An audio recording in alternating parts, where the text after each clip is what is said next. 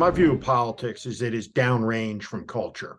I think a lot of the problems and ratings on CNN, for example, are a result. They have a different construct, right? They have a construct in their shows that culture is downstream from politics, right? So Washington, D.C. accounts for 0.02% of the national population on any given day, right? You watch domestic daytime CNN in the United States, 80% of the people will appear from Washington, D.C., and mostly the balance of them will appear from New York City. 38% of America has a college degree, which is an astonishing statistic when you cite that at a dinner party with mutual friends of ours, right, who really don't have an appreciation for that.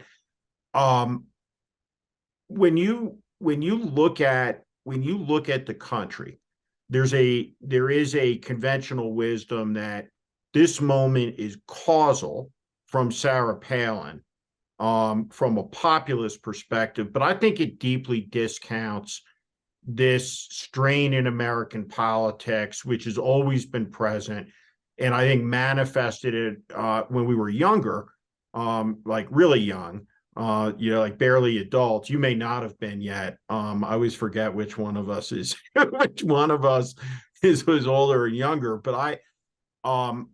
But Pat Buchanan, for example, George Wallace. We talk about the greatest generation with a lot of reverence in this country. We also forget that Strom Thurmond was a D-Day paratrooper. So we're a lot of segregationists. But the populism that Trump represents on a straight line has antecedents that go further back than Sarah Palin. So when you talk about Palin through that experience as a precursor to that moment, do you mean that through a cultural lens, the overwhelming of celebrity against any pretense of qualification, the abandonment of truth? She was the first prolific liar to run for national office, and that was very disorienting in that moment. First time in my experience where you just had someone constantly who wouldn't tell the truth, right, about big subjects, small subjects, trivial subjects. You just couldn't get a straight answer. And that was a third rail in American politics in that moment in time, or so I thought. So how do you process that? Because she's clearly not the start of populism and in a rancid type of populism in American life. So do you mean it culturally, politically? How do you sort that? Well, I don't think she created this movement or this moment. I think she just perhaps tapped into it in a way that was very organic to who she was. I don't even necessarily think it was hyper calculated.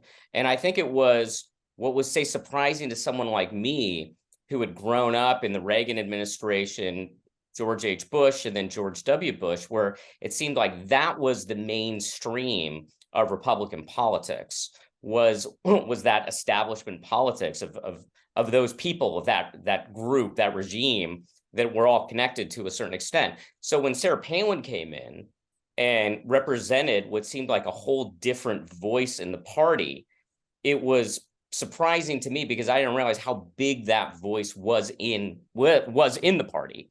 And then with the election of Trump, it seemed as if, that voice is actually perhaps a bigger voice than the establishment voice that existed pre Palin sort of bringing it back to a certain extent. I mean, what do you think of that? Do you think that, you were a member of this Republican establishment? Were you surprised that it was usurped by MAGA and by Trumpian politics? Or is like, what was your reaction to that when it first happened? Here's like what I think happened that I think is broadly discounted in the contemporary history of how all this came to be. But what happened in 2008, as you well know, as you come to the end of this campaign, by anybody who was a political professional, could read the polls, it was pragmatic about events and what was going to happen. It was clear that John McCain was gonna lose this election. And there's that very famous moment in the campaign where McCain goes out, takes the microphone back from a woman who had disparaged Senator Obama, said he was a Muslim, he was going to destroy the country. McCain takes the microphone back. He says, "No, ma'am, he's a good man. We just have differences of opinions." What had preceded that were angrier and angrier crowds. And when John McCain would say the name Barack Obama, you started to hear, and I'll never forget the first time I heard it. You heard the N-word, which was shocking in 2008 in a crowd. And it was, I remember looking at Mark Salter, who's John McCain's longtime chief of staff. Did that just happen? And it did happen. And it happened more and more in the national press. To their credit, I don't think anybody was necessarily gratuitously wanting to write about that and to attach it to John McCain, but it was unavoidable. You had to mention it. It was happening. And we took John aside after one of these events and told him the campaign was over.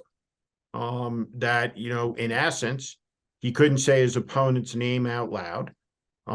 His opponent was going to be the president of the United States.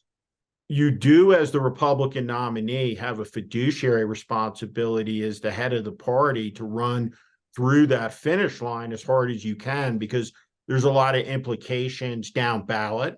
So a person who gets involved as a Republican who's running for state assembly on their own name, merits, ideas, right, shouldn't lose an election because you quit in the last couple of days. But nevertheless, his themes flattened out, broadened out in preparation for the moment when Barack Obama becomes the first Black president of the United States.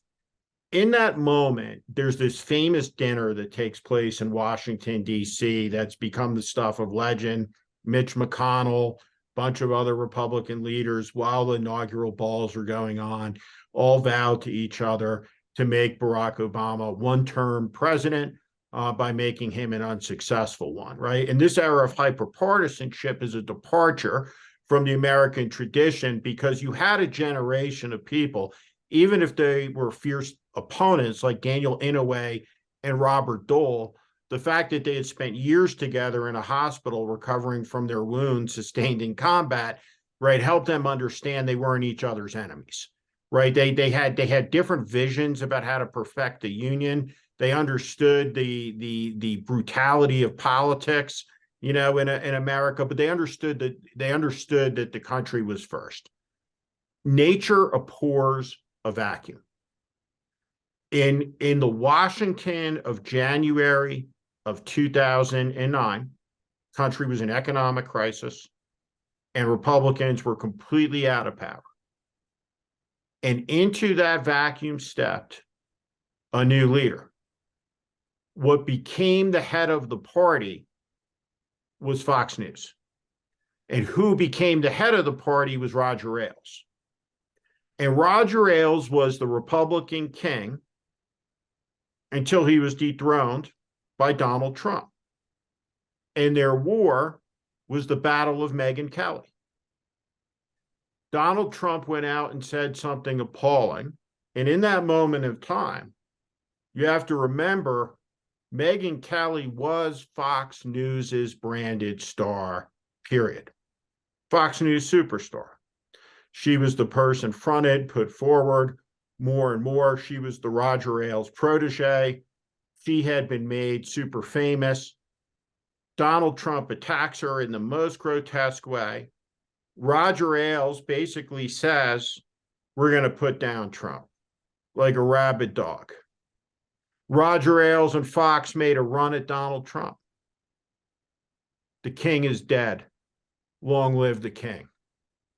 Right? This is fundamental, I think, to understanding what happened over those years. The other truth of the matter is that whether it was Donald Trump calling in clearly, right, from laying in bed, with a breakfast donut, to various morning shows, whether it was the freak show that was produced by CNN, Donald Trump was huge ratings. He was always right about that. And so by 2015, 2016, 7 years after, there is a cultural shift. I think the clear death of the Watergate era of political journalism. It's reality show politics, of which the journalism is a main part of the economic circuit, and a main part of the business, and a main part of the show. And that's what I think substantially happened. One of the amazing things that I thought after the McCain campaign that I couldn't have been more dead ass wrong about was saying that this is a person who has produced a PhD in unfitness. And there's this question that basically she says, hey, none of this is my fault, my reputation. We had these terrible handlers, Steve Schmidt's fault. I'm a genius. Now, all these many years later, her opportunity to fly like an eagle, right, has not been hindered by me whatsoever, right? Because I haven't seen her since election night in 2008. What the premise was, right, was always that if not for these handlers, right, if not for this, my true authentic self, right, the people will respond to it. And I guess what I thought was that people would reject the obvious incompetence. I grew up as a Yankee fan in New York, right? People don't like losers. Mm-hmm. And whether it was chucking the turkeys into the machine at Thanksgiving, you're watching this, but the result of it for her was $1 million Fox contract. And she was never, not one time ever, in all her years on Fox, ever asked a single substantive question. And I routinely say, right, that Fox News isn't a journalistic news organization, but that's not the position of the New York Times and the Washington Post and NBC News, so on and so forth, who exchange film with them in the White House pool and stand up for them routinely as a journalistic organization in good standing. So I think about all of that as having a major role, the fusion of reality, television, news, and politics into a monetizable industry.